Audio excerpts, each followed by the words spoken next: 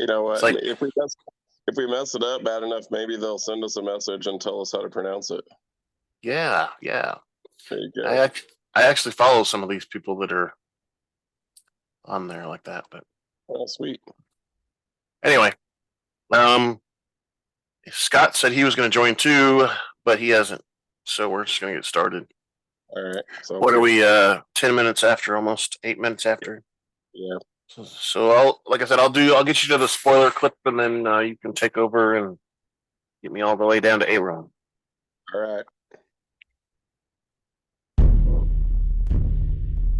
Welcome to the Rebel Alliance Briefing Room podcast. We are here to podcast about anything and everything Star Wars with you.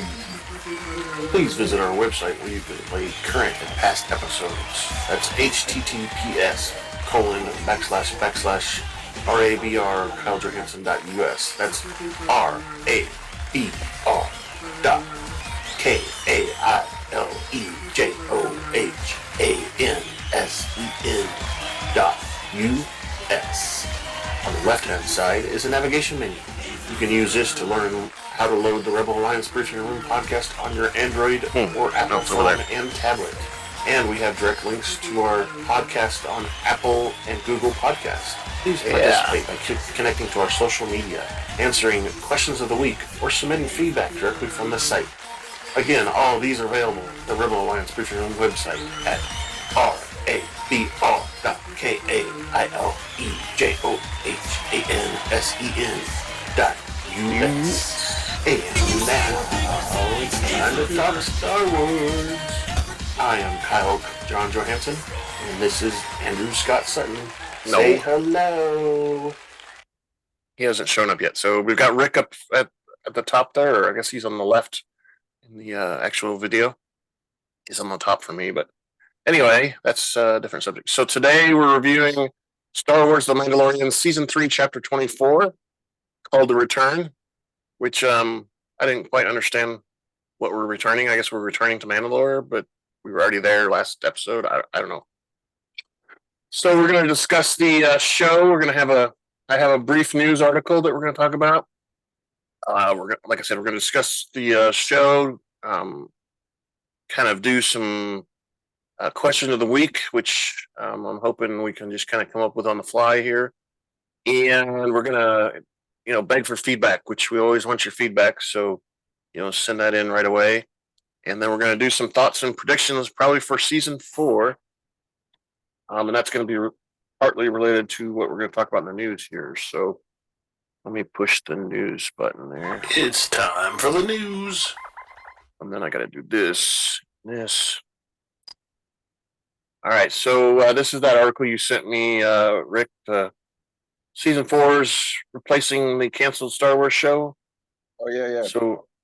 So what that really means to everybody is there was a show that was going to be called the Star Wars The Republic something. I forget what it was exactly called. And it was about the guys patrolling the Outer Rim area for New Republic troopers or Rangers of the New Republic. That's what it's called. Right there.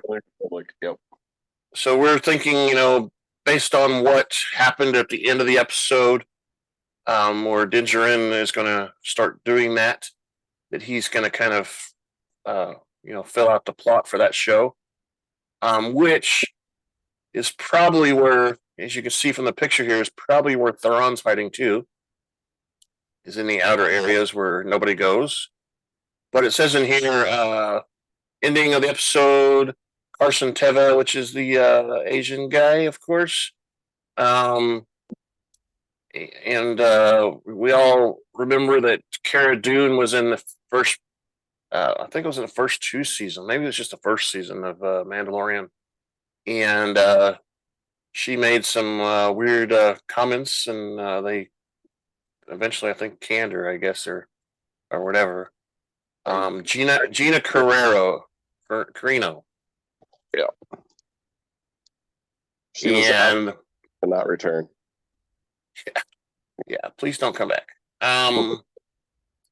and some of the story plots were done by Ella Kane and Dr. Pershing.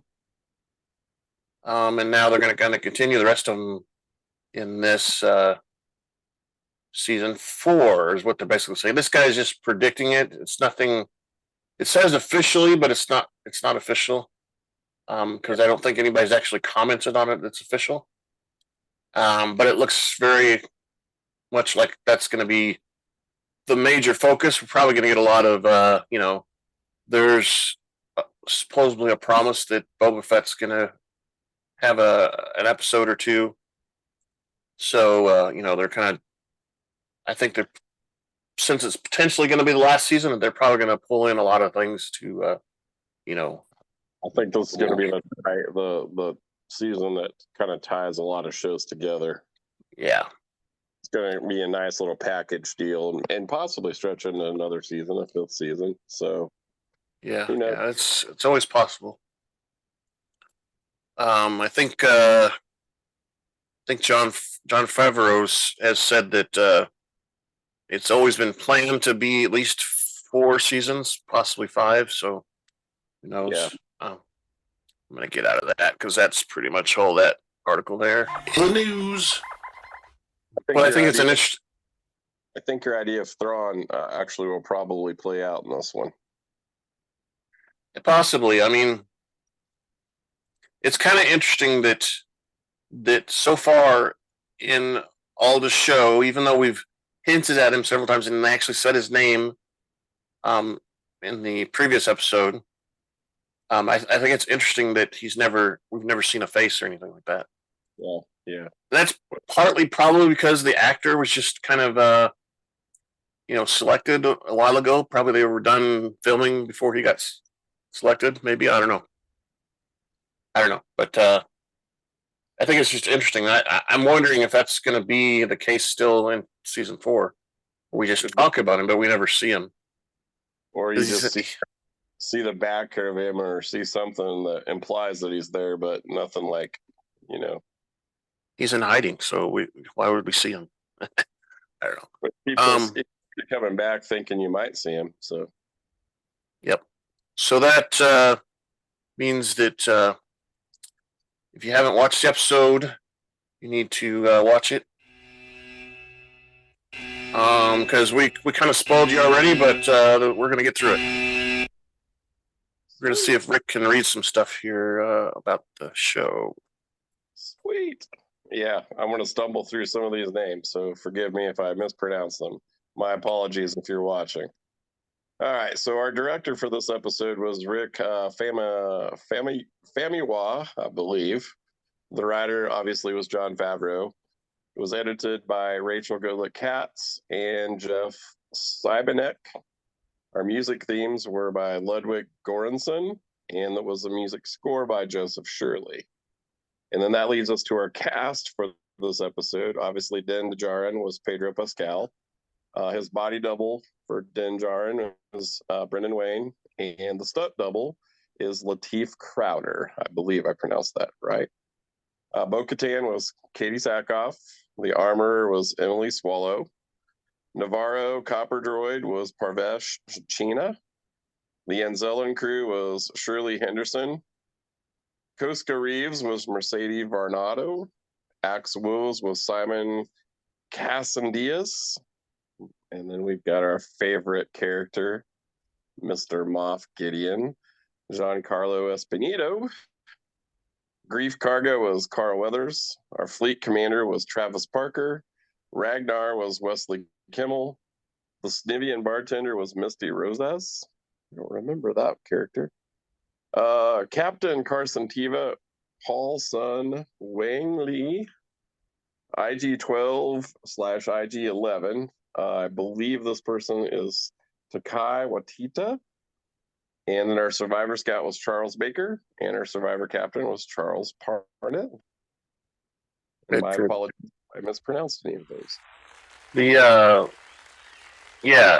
fleet commander, the bartender, that's when they went into the bar and stuff, and they were talking to Carson most of the time, so he didn't really pay attention, but there's a bartender right there behind him that was.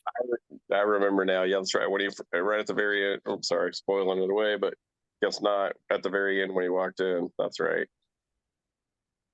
Yes, they asked him for something and we're there, and then he just started talking to Carson or whatever. Yeah. All right, so that brings us to our favorite commercial. Hey, you over there. Are you a trooper?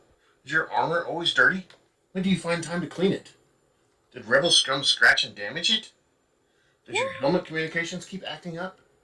Yes. Stop by Aaron's Armour Sparkalorium before 1500 hours.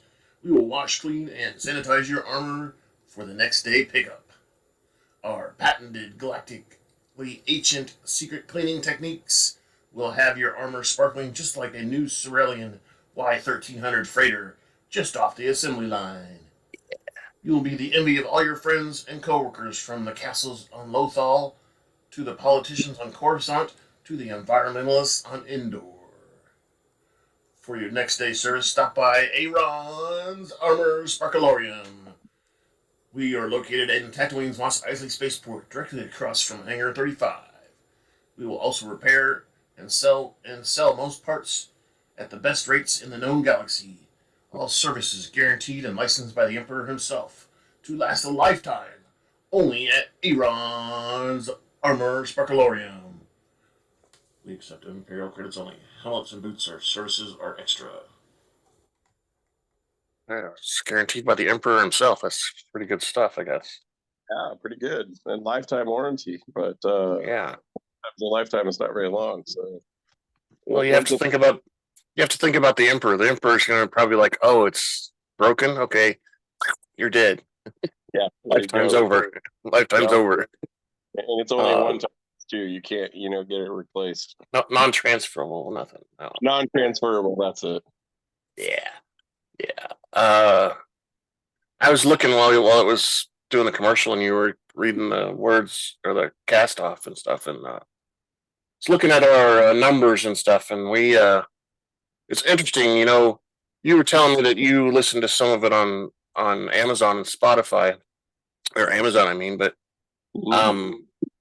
I know a couple people that say they listen on Spotify, and I'm not seeing numbers for Spotify at all, which is weird.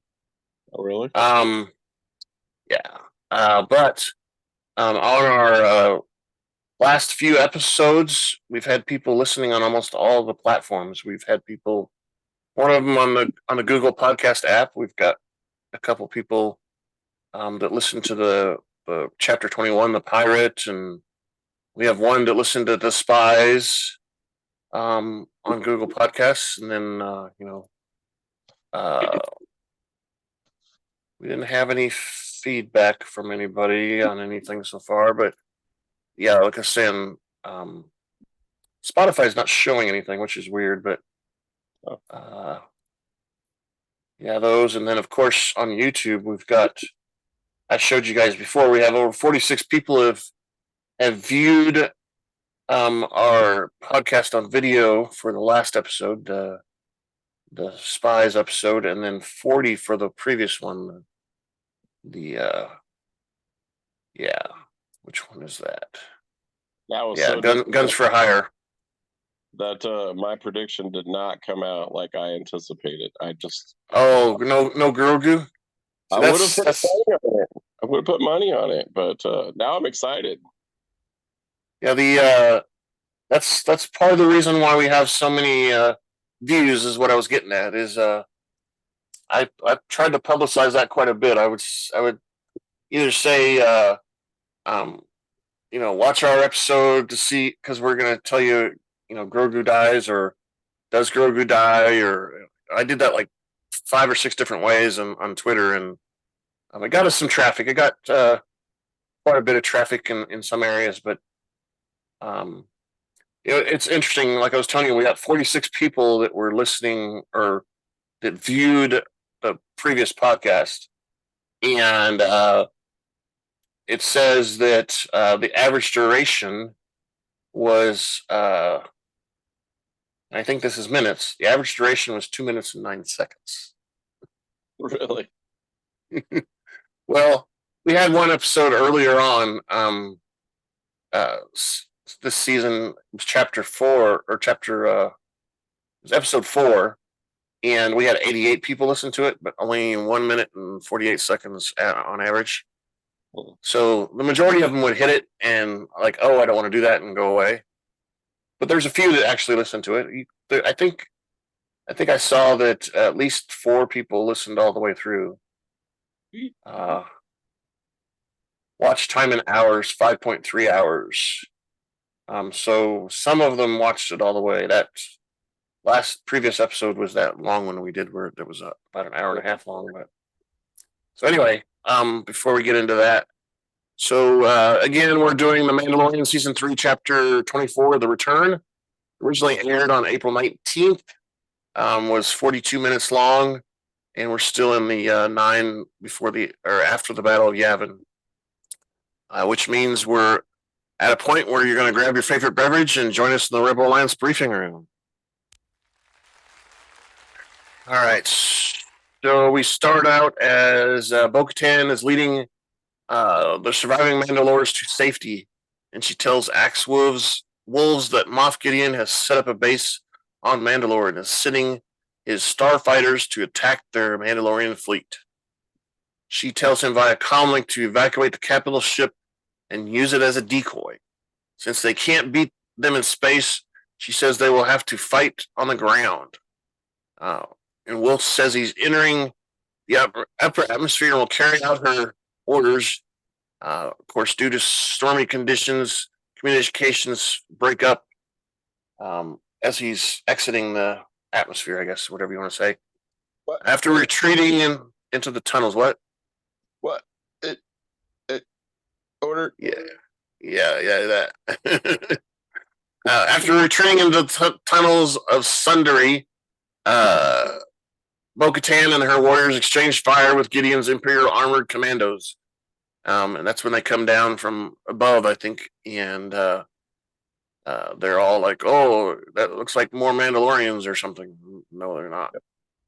And they use some thermal charges to blow up those guys. Djarin is being escorted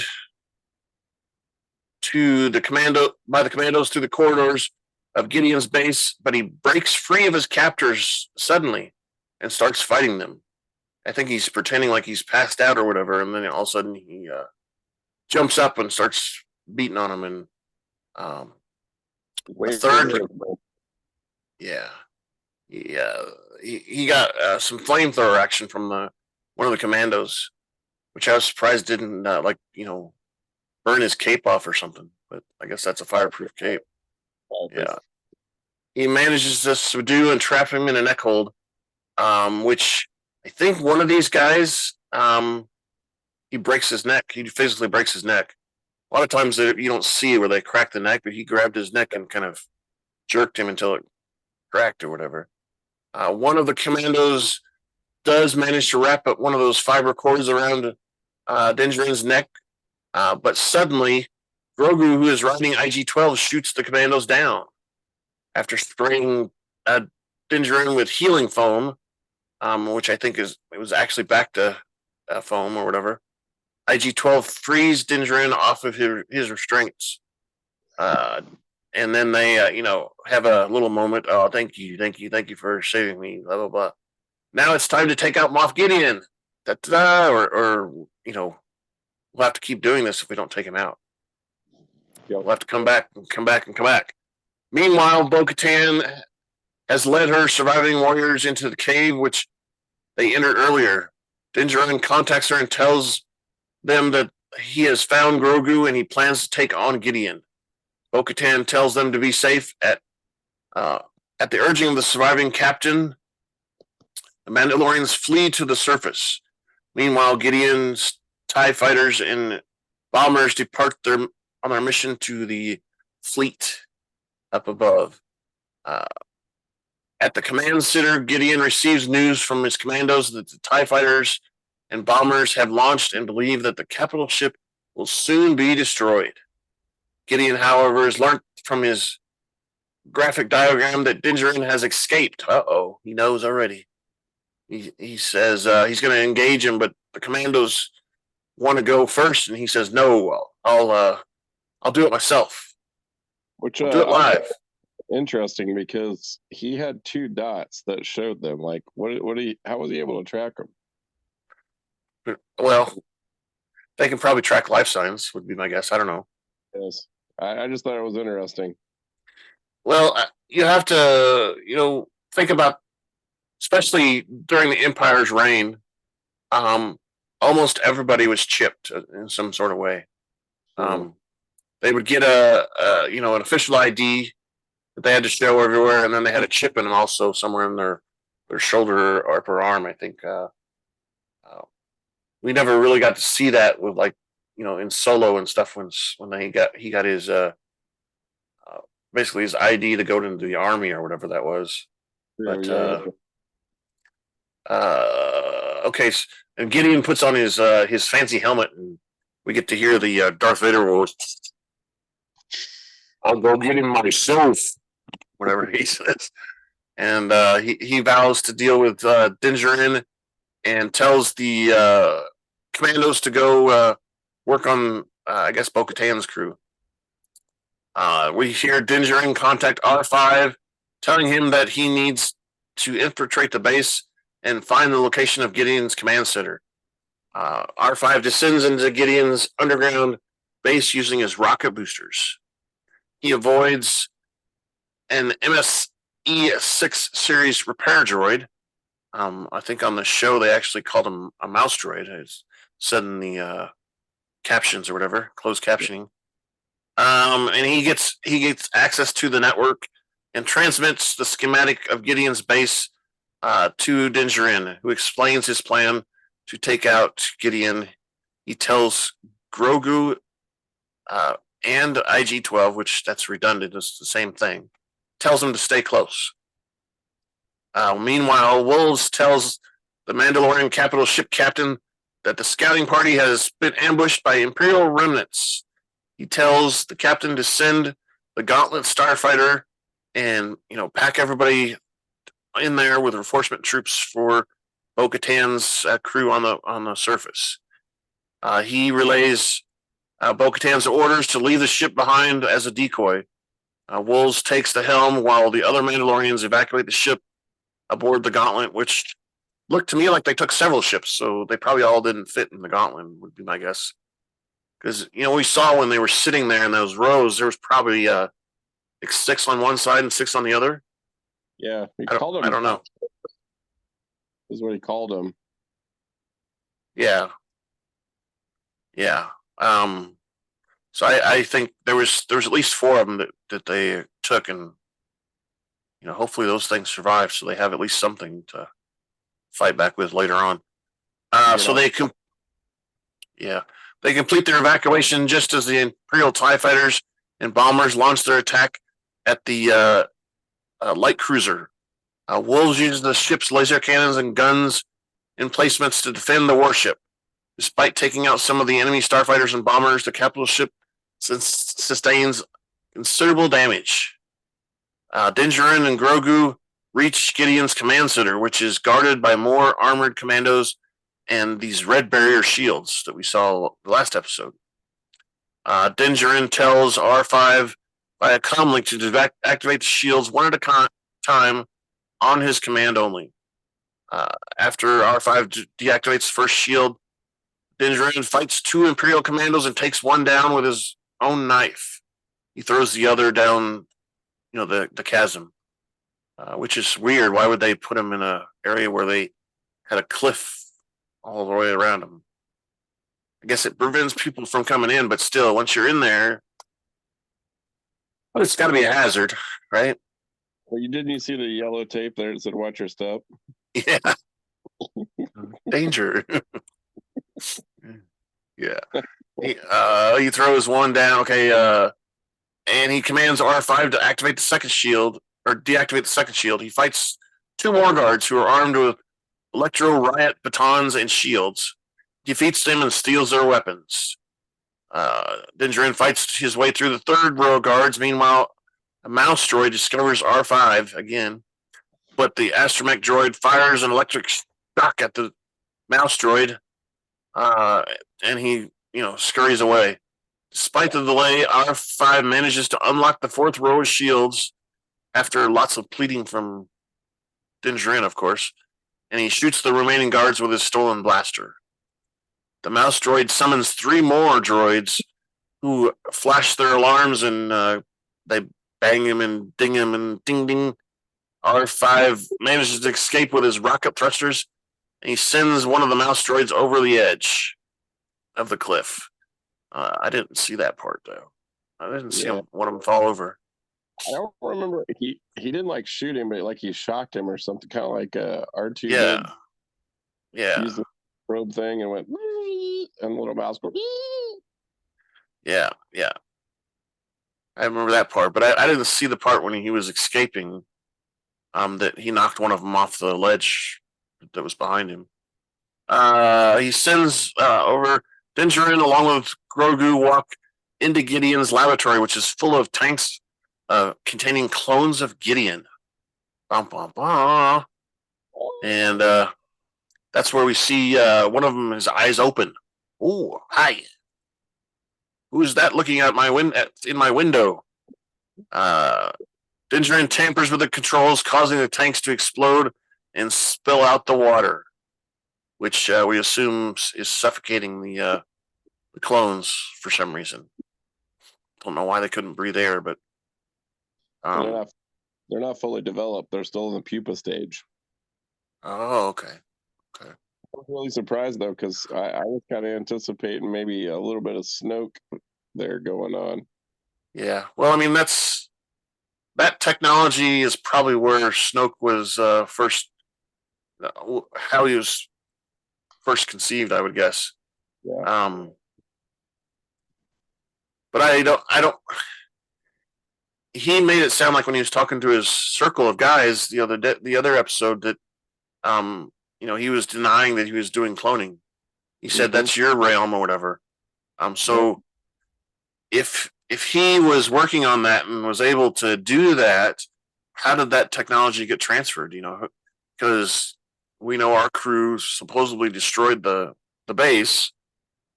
We saw at the end, which we'll talk about in a minute, that not all of it was destroyed. There was still quite a bit there that looked like it was set up, which I'm sure they'll probably use all the weapons and stuff from there to reinforce the Mandalorian troops and stuff that are left. That Moff had spies, so yeah. Spy, so. Yeah, that's the other weird thing that didn't really get resolved during this episode is Ella's a spy, but who are the other ones? Why is there an S on the end of that thing? And I read a short, brief article about that where Jon Favreau said that people are taking the title too literally. But I think I don't know if that's a true statement or not from him, or if that's just someone trying to explain away why there wasn't any resolve in that. So, all right. So we see the tanks explode and spill out the water, and then we switch to the survivor captain leads Bo-Katan and her followers into a lush surface cave full of plants. When Costa Reeves asks if they live here, Captain explains that they survive using hideouts and food caches scattered throughout Mandalore. The captain explains that they have predators above and underground. When Bo-Katan asks if they found the underground gardens, the captain explains that they planted farms.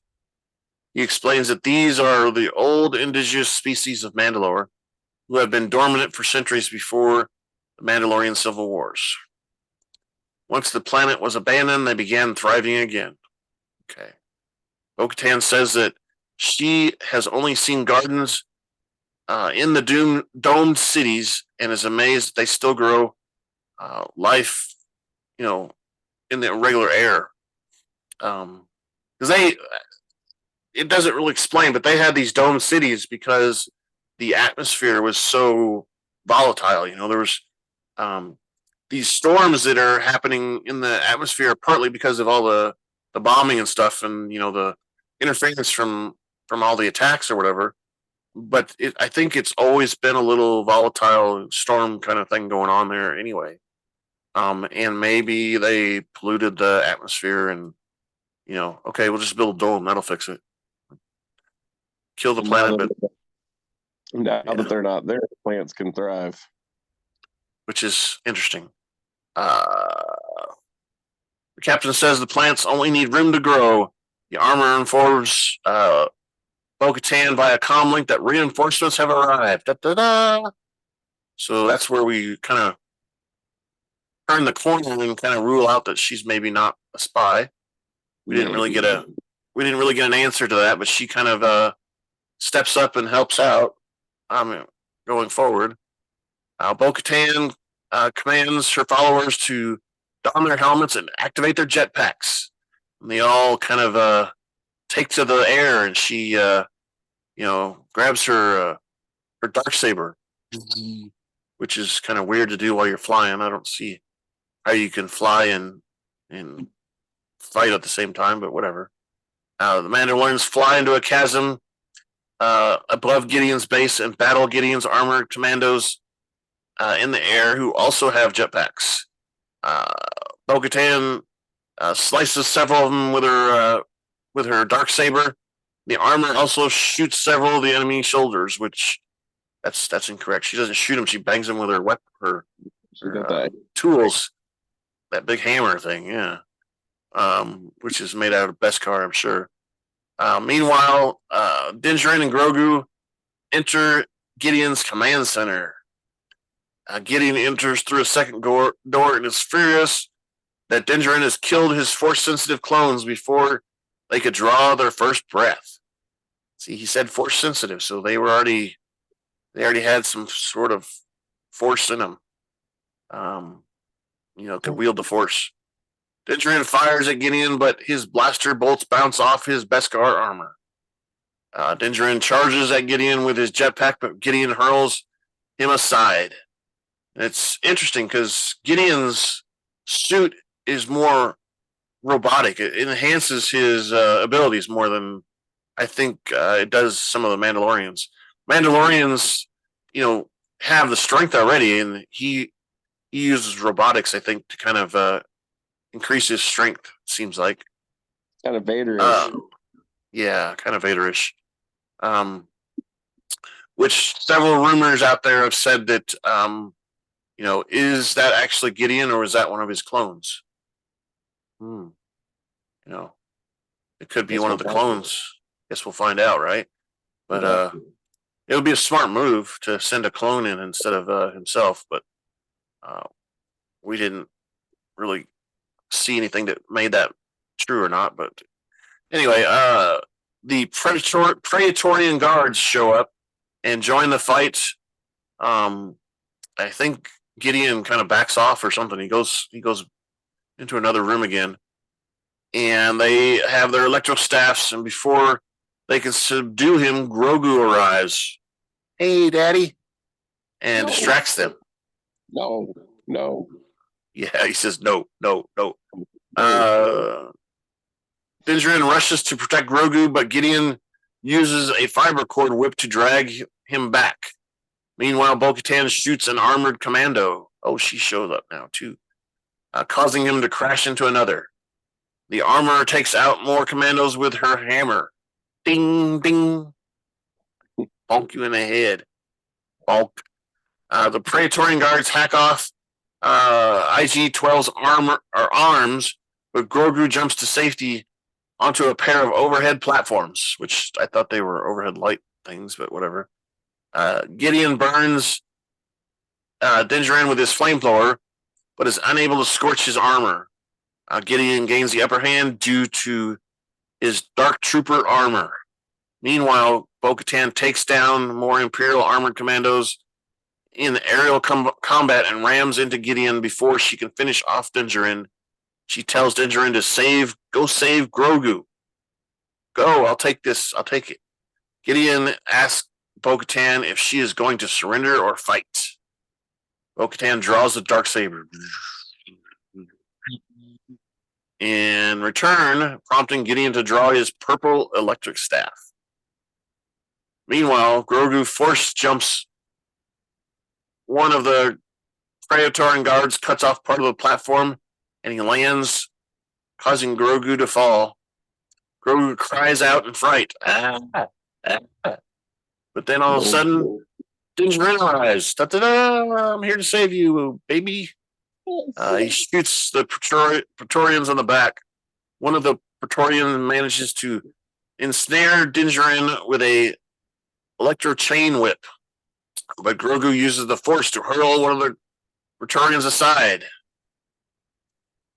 Back in the hangar, Gideon and Bo-Katan parry with their weapons. He manages to throw Bo-Katan against the wall.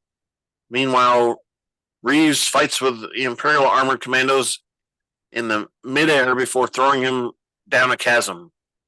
While Djarin fights with 3 Praetorian guards, Grogu uses Force powers to prevent one or more from striking Djarin with their electro, swords.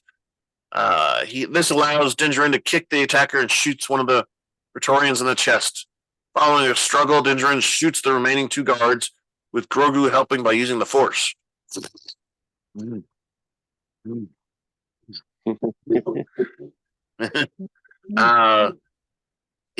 He throws their weapons away mostly with the Force. He doesn't really throw them that much, but he throws the weapons more than anything. And then once they defeat him, Djarin compliments Grogu and says, "Thank you very much. You saved me. We work well together," or something. Yeah. Meanwhile, Axe Wolves radios Bo-Katan and Reeves, telling them that he plans to ram the flaming Mandalorian capital ship into Gideon's base. He tells them to evacuate their forces. Back at the hangar, Gideon gains the upper hand over Bo-Katan and pushes her towards the edge of the chasm. He demands she hand over the Darksaber, but she launches a renewed attack. However, Gideon is indomitable and uses his gauntlet to damage the hilt of the Darksaber. Looked to me like he crushed it. So he used throws, motor grip or whatever and crushed it in her hand. Yeah. He removes her helmet, kicks her to the ground. Gideon taunts Bo-Katan that Mandalorians are weak without their trinkets.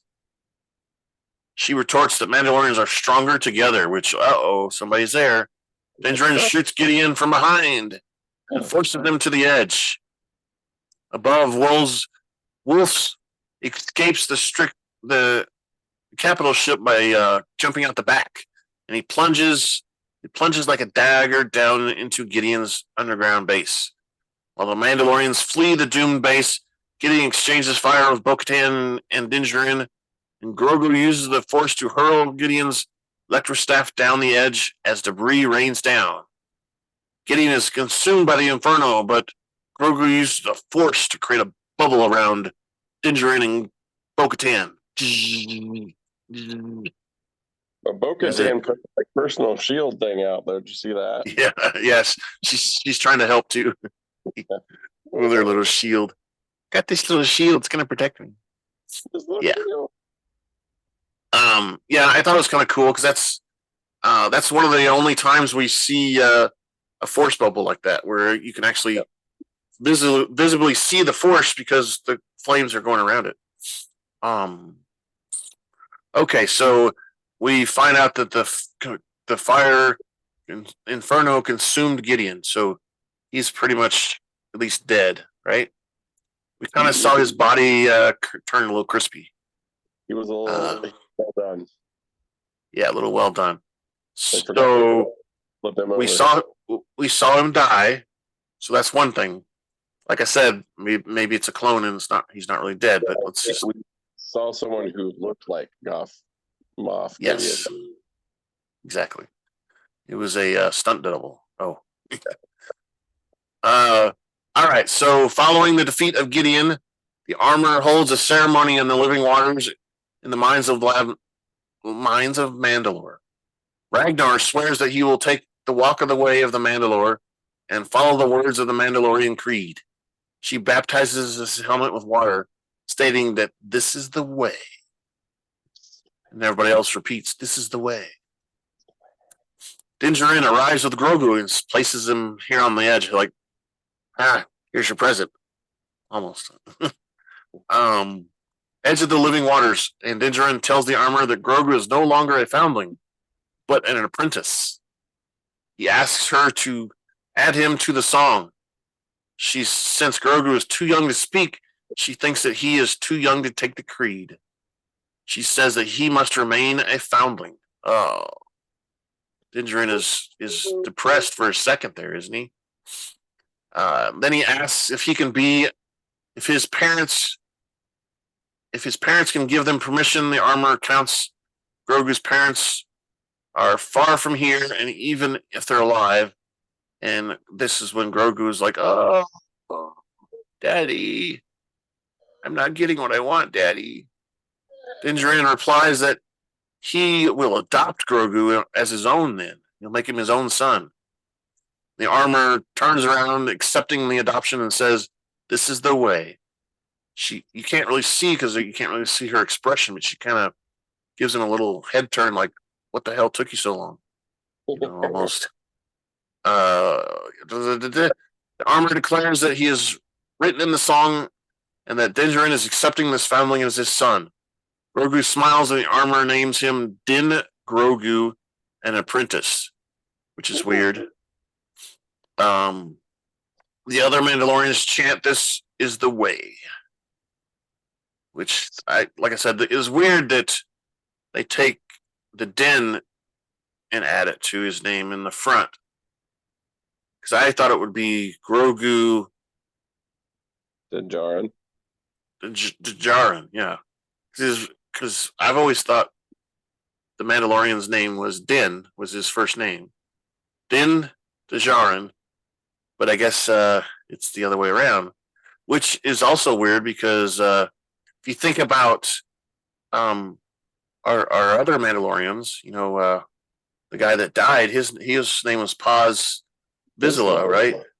And if you go back in the past on other Star Wars shows, there was several people part of the Vizsla clan.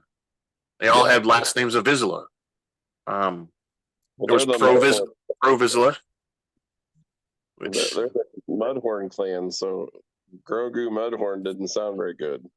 I guess. All right, so the Armour tells Djarin that he must now leave Mandalore and go on his journey, just as he teaches Grogu. Djarin says, "This is the way." Grogu babbles some cheerful noises. Blah, blah, blah. Beneath the depths of the living waters, the mythosaur stirs. Later, the Armour hands Bo-Katan a flame to light the great forge. Mandalorians from both factions chant, "For Mandalore, for Mandalore, woo! We've got the forge going. We're back in business." Woo-hoo. Yeah. Djarin later flies his N1 starfighter to the Delphi base. There, he and Grogu meet up with Carson Teva, who offers to buy him a drink.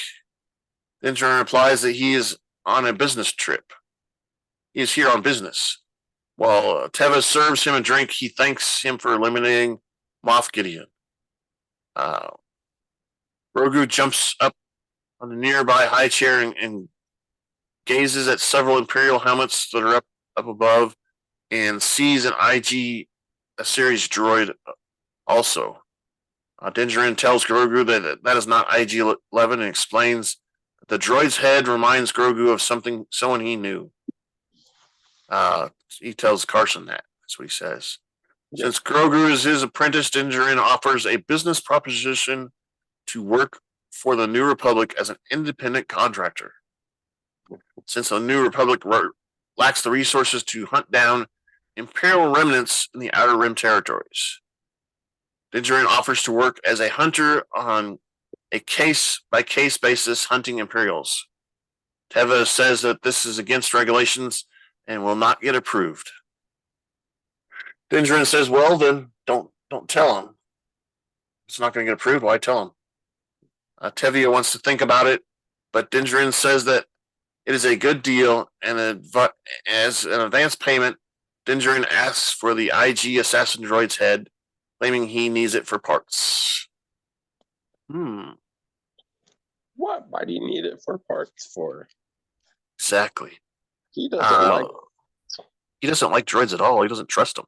No. At Navarro City, High Magistrate Carter Grief tells Djarin that the people of Navarro appreciate what he has done in repelling of the pirates. He gives him the deed to a new cabin on the outskirts of town. Karga says that Djarin can use it in between adventures. The two shake hands, and Karga also thanks Grogu. As a gift, Djarin gives the town a rebuilt, reprogrammed IG-11 who will serve as a new marshal of Navarro. Several of the Anzellan droid smiths are also present, probably because they rebuilt the droid. He's greeted by claps from the crowd. IG-11 says he is here to protect and serve the citizenry of Navarro. At his new cabin, Djarin watches over Grogu levitating a frog, sits down and sticks his feet up. And we see the credits roll. Yeah. That was a pretty exciting episode. It was very action-packed, possibly, yeah. A lot going on. Yeah, I'm trying to think. So, yeah, I mean, basically we ended up with the Mandalorians are back in business and you know, trying to refurbish the land. And we've got Moff Gideon is supposedly dead. You know, Grogu is pretty comfortable with his Force stuff. And, of course, Djarin is now working for the New Republic as a ranger of sorts. So, pretty much wraps up the entire episode there. It's a pretty busy episode. Like you said, lots of fighting happened and stuff. You know, like you said, you were surprised that, you know, your prediction didn't come true. I wasn't really. I knew Grogu. They couldn't kill Grogu, but I mean, he's the moneymaker, so you can't. This isn't Walking Dead. You can't kill the main character. I was thinking more Game of Thrones. That too. I killed the main character off every week almost. It seemed like there. Every episode. Especially the season premieres, they would get them good, or the season finales, they would get them good. Wipe them out. All right, so question of the week. I was kind of thinking something related to Djarin being New Republic Ranger. You know, wondering how much other stuff we're going to see, you know, besides the Ranger part. I guess it's just an open question of kind of what anybody's predictions are for what's going to happen in season 4. You know, kind of think that a lot's going to happen, but the easy question is was it truly Moff Gideon or was it a clone? You know, that's a simple, easy question. That's true. I've kind of mentioned it several times already too, so to get it in people's minds. But that's true. That's a good question. The other question is that you know, when does Thrawn show up? Because we know he's there. We know he is in play. We know that he's made contact or has contact with people. So, you know, when does he appear? Yeah, I think I don't know. Moff Gideon was kind of the one that was kind of leading the charge to get him to show his face. So maybe you know, he doesn't have as much urgency to do that now, but it's very possible, I guess, that he could show up, you know, right away in season 4. Or maybe he does show up right away because now he thinks Moff Gideon's out of the picture. Yeah. Yeah, and I'm sure Moff Gideon would. He would probably use Thrawn because Thrawn has the power right now, but he's going to probably try to overthrow him. Would be my guess. Yeah, Moff Gideon's probably his only real threat. competition. Yeah, All these other guys are pretty formidable, but they're either in his pocket or they're just simply warlords. They're not really they have no major ambition like Moff Gideon, I guess, did. But it was interesting though because that was one of our first villains that didn't use the Force. Was Moff Gideon, right? So far in this thing, most of our other villains we've seen in Star Wars have all had the Force abilities. So, and maybe that's how we know it was him, because he didn't use the Force, because he talked about that was the one thing that was missing in the clones. Yeah, it was the Force abilities. Yeah, and that. I don't know. I mean, he made a big deal about the Mandalorians too, but the armor of the clones was already designed from what the Mandalorian armor was. Yeah, because Jango was a Mandalorian. Jango Fett was a Mandalorian, and they designed everything off of his stuff. So, yep. The first design for the clones was a white version of Jango Fett's armor that he had. Of course, it changed and stuff over time. And then we got rid of him, and we got the stormtroopers with their weird helmets on top of that. But yeah, I don't know. I think it's possible that Moff Gideon, or maybe one of his clones, could show up too. I'm not really counting on it. I'm thinking that we're kind of closing that off because we do know that Moff Gideon doesn't exist in the First Order. True. We know a lot of those people that are in that Shadow Council don't exist in the First Order, also, including Admiral Thrawn, Grand Admiral Thrawn. Well, that's because Din hunts him down. Kills them all. Dead or alive. Yeah. There's a lot of stories and stuff where Han Solo and Luke Skywalker and all those guys try to go hunt down Thrawn too. So who knows what we'll get into, but interesting. We'll see. Yeah, I mean, there's a brief mention, I think, in Return of the Jedi, where they're talking about going and hunting down rogue Imperials, and they mention a secret admiral but they don't mention his name because technically at the time he didn't exist.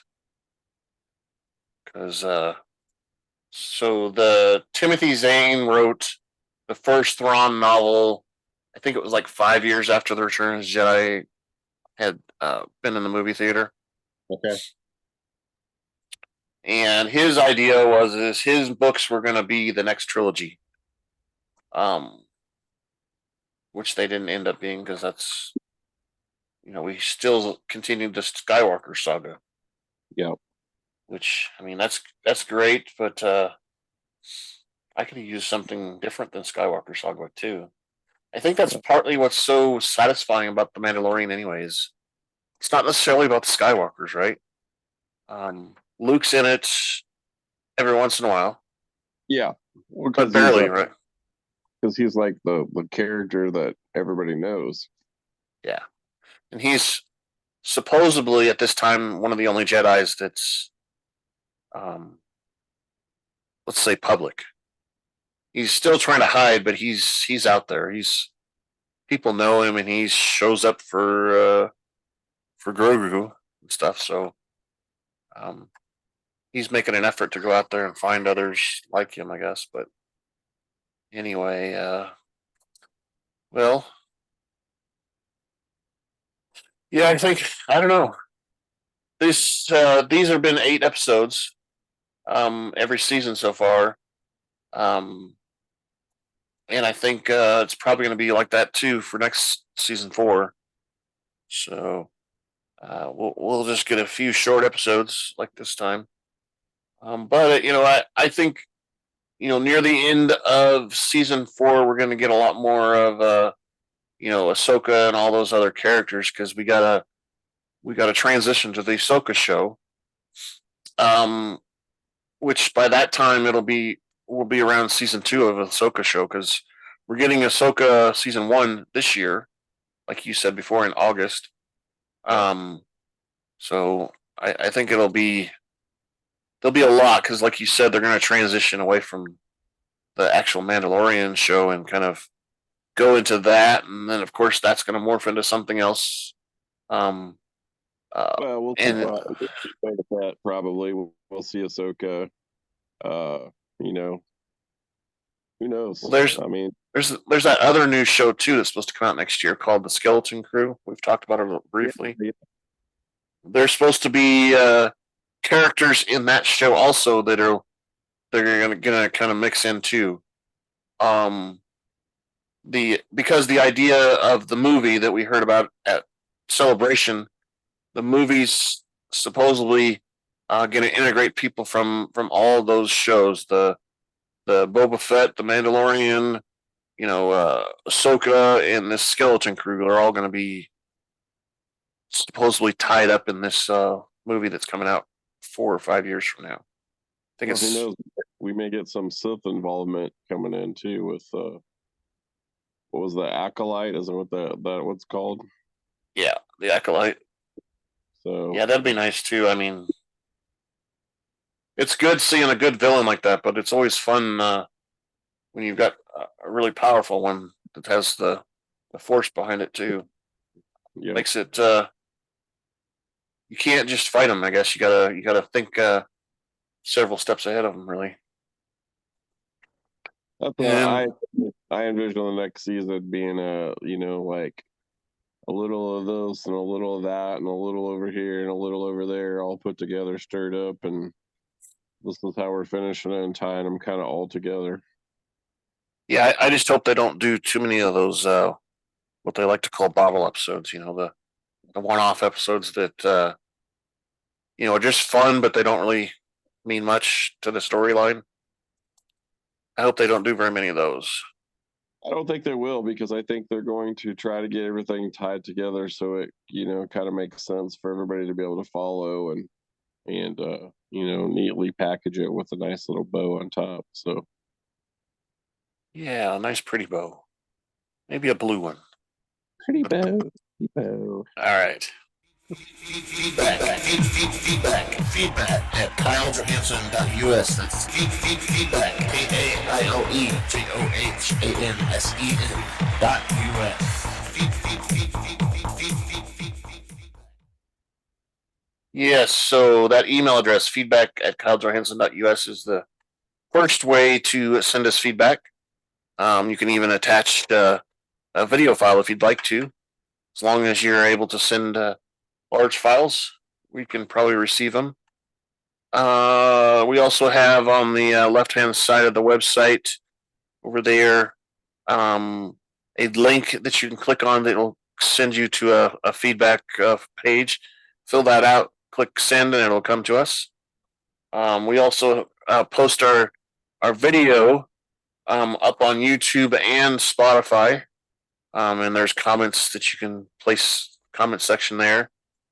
We have a question of the week where we talked about this week about Moff Gideon. Is he actually dead, or is that one of his clones, or is one of his clones going to come back? They have comment section there too, so you can answer the question and then put some information about what you want to talk about there. Doesn't have to necessarily be about the question. We're on Twitter right now at super_duper_pod. And that's pretty much all the locations that we have stuff at. So send us some right away because we keep debating stuff here, but nobody has any arguments for us. So it's always better if we have. So we're just right. So you have to prove us wrong. That's all you got to do. See, so Grogu is going to die. Still, yep, he's still gonna die. Yep.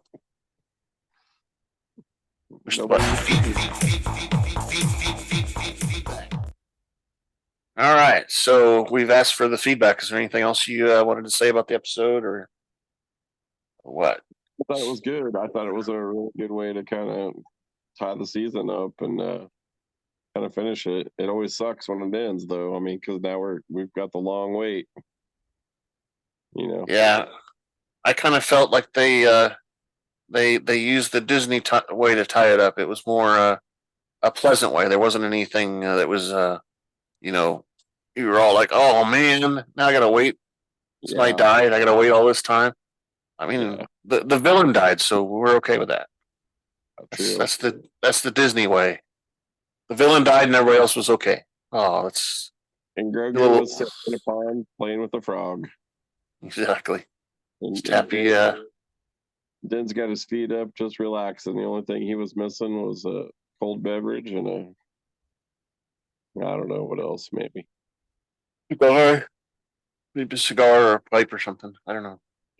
Good old Stokey. I thought it was interesting that Grogu was levitating the frog and then he let it fall back down in the water. He didn't attempt to eat it this time, like he's done in the past. Maybe he's gotten enough trouble already. He's like, nope, I'm not going to eat it this time. I don't want Daddy to yell at me. Maybe don't yell at me.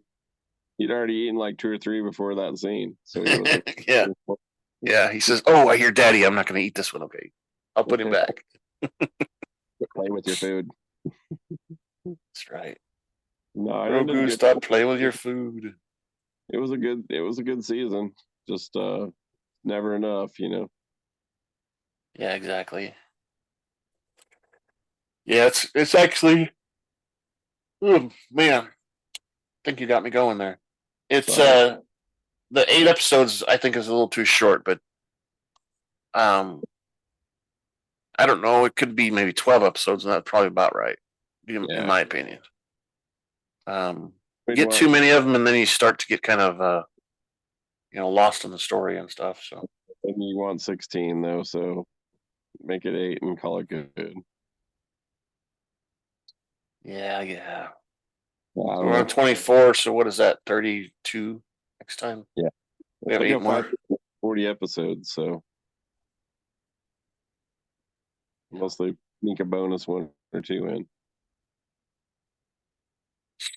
Yeah, so I was going to ask you, and maybe we can talk about this more in a little bit after we sign off. But you're going to be busy quite a bit this summer, you think? Yeah, I'm like starting in 2 weeks, like every weekend between now and like the middle of July, there's at least one thing going on. So yeah, crazy. I'm going to be busy the beginning of May. The first couple of weeks I'll be busy because I'm going to that convention. And I leave on Saturday because my first class at the convention is 8:00 on Sunday. I know. I can't decide if on Saturday I'm going to stay up late or if I'm going to go to bed early or something. But anyway, I go to bed early. You're going to be staying up late other nights. Yeah, especially Wednesday. Wednesday is when they use most of the vendors have their after party things, and we've got invites to 3 different after parties, and it's kind of interesting because one of them is really early. It's like really 5 to 8 o'clock. Ooh. 5, not in the morning, but 5 p.m. to 8 o'clock, and then there's one right after it. It starts at 8 o'clock and it goes on to 1 o'clock in the morning. Yeah. Okay, that's good. I thought you were saying 5 a.m. I was like, oh my god. Oh, 5 p.m. No, that's horrible. No. Anyway, that's not Mandalorian talk. So I just got reminded I've got a little thing that reminded me that we did get a few new followers this week too from on Twitter. Cool. Still not very many. We're about 84 total right now. But we've been sitting around 80 for a while because I kind of actually manage that a little bit. Twitter now has you have the ability to remove a follower if you want to. Okay. And it sends them a thing saying that they've been removed or something like that. And basically what you're doing is blocking them. They're not allowed to come back for a certain period of time. And I do a lot of those because we get robots and stuff, or it's these, weird teenager looking girls that are wanting to send me pictures all the time. I'm like, Yeah. I don't want to get myself in trouble. You're out of here. Those make me nervous. Don't get me wrong. I like the pictures of the ladies, but these look a little young. I'm not going to do that. So, yeah. And then the FBI is knocking on my door. Hey, what are these pictures you got on your computer? No. We need search. Yeah. So I kick them out. I probably kick out a couple every week.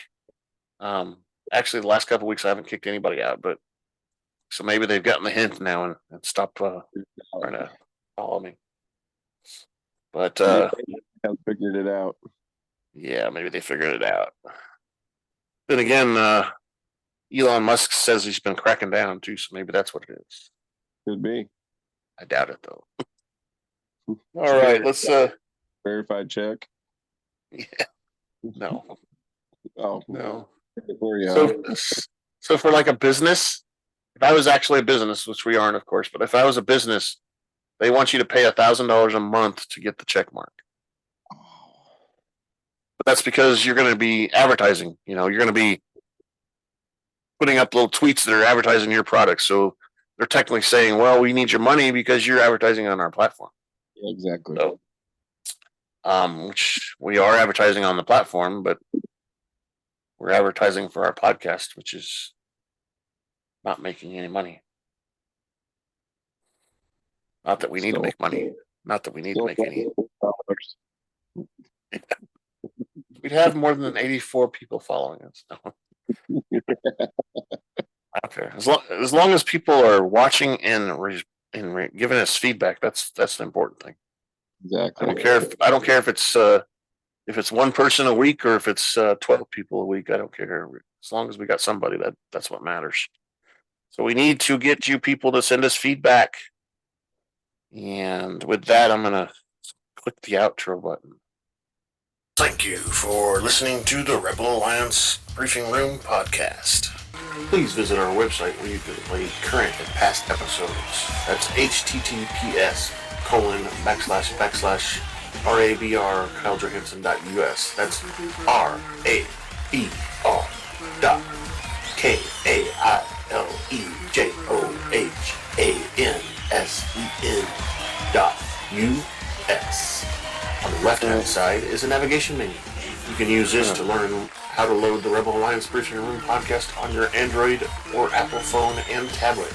And we have direct links to our podcast on Apple and Google Podcasts. Please participate by connecting to our social media, answering questions of the week, or submitting feedback directly from the site. Again, all of these are available at the Rebel Alliance Briefing Room website at RABR.KaileJohansson.us. This podcast in no way is approved, sponsored, or owned by Lucasfilms Ltd., Disney, Disney Plus, or any of its subsidiaries. All opinions are solely owned by Kyle and or Scott and in no way express the views or opinions of their past or present employers. Views and opinions are not supported or restricted by Lucasfilms Ltd., Disney, Disney Plus, or any of its subsidiaries. Any rebroadcast, reproduction, or any or other use of this podcast and its affiliate sites without consent of Super Duper Podcast Network and its host is prohibited. Don't do it. I am Kyle Jon Johansson, and this is Andrew Scott Sutton. Say goodbye now. And Rick's over there. Say goodbye, everybody. Bye-bye. Push the button.